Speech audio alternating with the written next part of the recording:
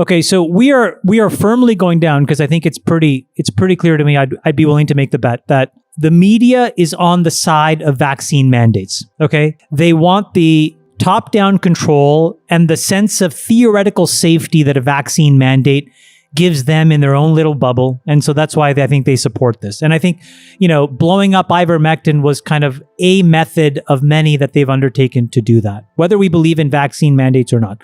But now it's coming. It's coming in the LA school district. It's, Biden is trying to push this thing through the BLS. This is going to be a very, very big deal. By the way, another insane statistic, just sorry to interrupt, I saw this today. I forgot, someone we know tweeted this.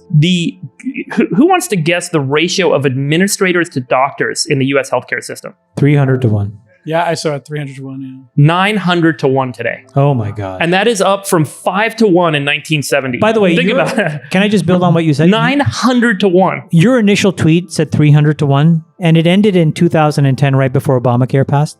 So from 300 to 900 was all Obamacare. Yeah, regulatory catch-up. Sachs is shaking his head. Which, by the way, nothing against Obamacare, because I think, coming as a Canadian, I actually believe in subsidized healthcare, and I think the principle of Obamacare was great, but there was one fatal flaw, which is it basically said, okay, you know what? You're capped at the following margin. And the minute that people said, wait a minute, I can only have a 20% gross margin, what do? You just jack up the prices to basically jack up revenue. Because if you can only take 20%, you're going to take 20% of a bigger number than a smaller number. And so it completely burned the incentives for any healthcare company in the United States to do anything other than just basically walk prices up. And it's funny because if you look at the stock prices of these companies, you would have made more money being long United Healthcare than you would have been owning Facebook, Google, any of these other tech companies in the last decade. Crazy stat. When Afghanistan happened, we spent $2 trillion, 2,500 American casualties, 40,000 wounded. And what have we gotten out of it? The Chinese are about to take up residence in Bagram, in our splendid Air Force base. And the Taliban are one of the best equipped armies in the world. That's basically what our $2 trillion got us. And China's going to build a superhighway. Right. By the way, sorry, they're going to extract all did you see the thing where the Taliban were flying around in our helicopters? How did they learn to fly our helicopters? No, it was fake apparently. Yeah, it was fake news. Fake news. Oh, fake God. news. Don't spread it. They do have more I had Black fake Hawks moral now. outrage then. Apparently the helicopters that were left behind are non-functional, so let's just clear that up. That's not true. Yeah. They have more Black Hawks than any other army in the world except for us. Haven't you seen all the photos of them? They're all decked out in our Taliban? uniforms. It's incredible. Really? Yeah. Oh, yeah. They got our night vision goggles and the whole photos thing. on the internet. No. There was reporting itemizing the inventory, the cache of weapons we left behind. It was gigantic. All right, let's It's a get to the question huge now. problem. The good news, bad news. Okay, so that's the bad news. That's what $2 trillion of government spending got us. The good news is I went back and I looked at how much money has been invested in the venture capital space over that same 20-year period that we were in Afghanistan. Yeah. And it roughly tallied up to about $2 trillion. I didn't know that, actually. I added up the Coincidence. chart. And most of it was in the last 5 years because there's actually been a huge acceleration in the amount of money coming into VC over the last several years, the SoftBanks, the Tigers, and so that you've had these Late stage funds. the mega late stage funds. So the truth is, for really way less than, I'd say, $1 trillion of, early stage, like true venture money, we've been able to create the entire technology ecosystem as we see it today. I mean, not entire, I guess go back 20 years, there's 5 years in the late 90s. So the private enterprise system has accomplished so much with relatively so little money. You compare the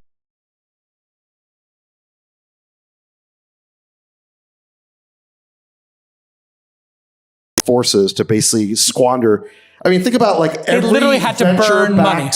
Every venture-backed company Google, at every Facebook, stage Tesla, in the last 20 years, Uber, Airbnb. that's how much money we spent in Afghanistan. I mean, how much of that money went to line the pockets of private contractors and, warlords we were paying off? I mean, it was a giant kleptocracy, okay? The CCP is now moving to break up Alipay's business. This is after Jack Ma went on a holiday to learn how to oil paint. Thoughts, Chamath? Well, I think this is sort of like one other step in what we've been talking about for a while, which is that China is basically becoming a completely vertically integrated government where the public and private sector has no real clear delineation.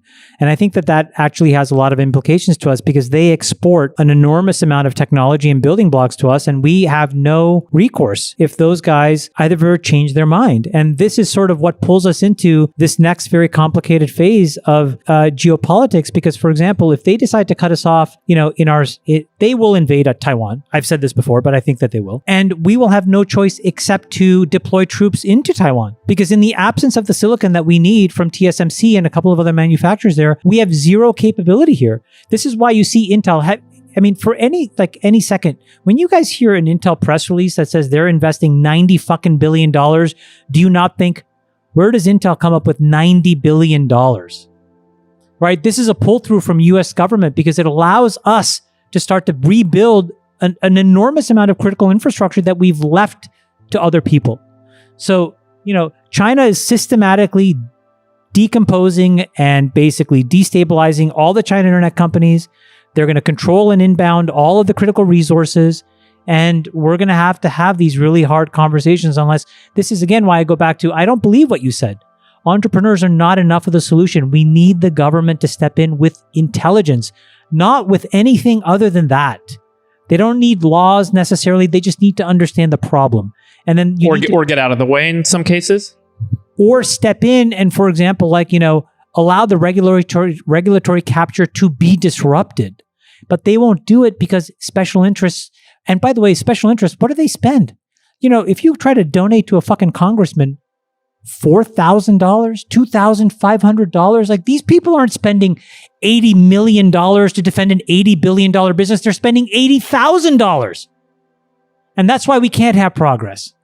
That's crazy to me. What do you think about decentralized crypto, finance in America? Should we allow it? Should we tax it? Should we regulate it? We should clearly allow it because this whole crypto stack, this whole decentralized finance stack that's being built could very well be the future of finance. And we certainly want to be ahead of that curve.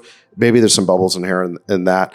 But I think what's really interesting, there's certainly a lot of really smart engineers, coders, entrepreneurs who are going to that area. And so I think it'd be a mistake just to discount it. I think we want America to be on the forefront of that technology wave, just like every other technology wave. I'll make a prediction. My prediction is in the next 20 years, the DeFi movement will catalyze a movement against the open internet. And it is because state actors will compete with private actors for this battle between centralized, institutional, state-based control systems. Like, I want to have a know your customer if you want to buy crypto in the US, versus all of these offshore places where I can go and sign up, get a bunch of money and trade forever and never pay the IRS a cent and live my life in the ether. And the open internet will start to get threatened. We've seen this in the past where proxy servers and DNS servers got, requests from the DOJ and takedown notices. And if that starts to happen, where all the servers and all the fiber lines that are running in and out of the US and elsewhere start to get kind of tackled, like China has a closed internet, you could start to see this become a really ugly battle that starts to play out. And I think we're not too far. I mean, I don't know if you guys agree, but I think the open internet is kind of going to be the great battleground to resolve this. Well, and the original battle was over information, and now it's over money and the dollar. Well, I think there's a really interesting point there, which is, I remember the late 90s, early 2000s, where the big technology investing wave was all about connecting people and goods into seamless global networks. And that's where all the investment went. Today, and behind that was sort of this utopian idea that the internet was going to break down barriers and tribalism and remove geographic borders and create a single connected world.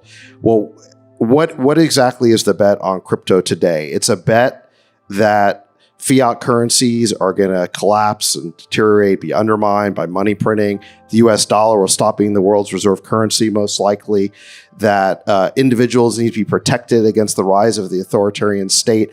These are the big themes of crypto. And if you think of major technology investing waves as essentially a prediction market on what smart people think the future is going to look like, it's pretty scary that we're going from a utopian technology investing wave to a very dystopian technology investing wave. It destroys capitalism. If you think about what capitalism is, it's not just a return on investment, but it's the tonnage of dollars, right? So anyone who's a big investor here, I'll pick out Jan because he's done an incredible job. you're putting more and more dollars in for more and more dollars out. That's the pressure, Brad. These guys are under enormous pressure to get tonnage of dollars through the system in a productive way. And so, these guys are at the forefront. But when you look at, most of the projects on Solana, they're seeded with a few $1 million. And these are 60, $80 billion market cap projects. And so I don't know how capitalism survives in that world, number one. Number two, governance goes completely out the window because you're essentially replacing a set of norms that we've all agreed to about what a company is. It's an LLC or it's a C Corp that is incorporated with laws. There is recourse for you. You can go to these places and sue them. Now it's a DAO. It's a bunch of rules written in a blockchain. Here's how it all works. Here's how I make my HR decisions. Here's this, here's that, here's the other thing. And then you basically decompose everything into a service where it's recursive. You cannot build with me unless you make yourself buildable to others. Okay. So when you add all these three things together, I think to me, it's the most incredibly positively disruptive force I have seen. I think it will destroy wealth. I frankly couldn't give a fuck. And I think it's better for the world.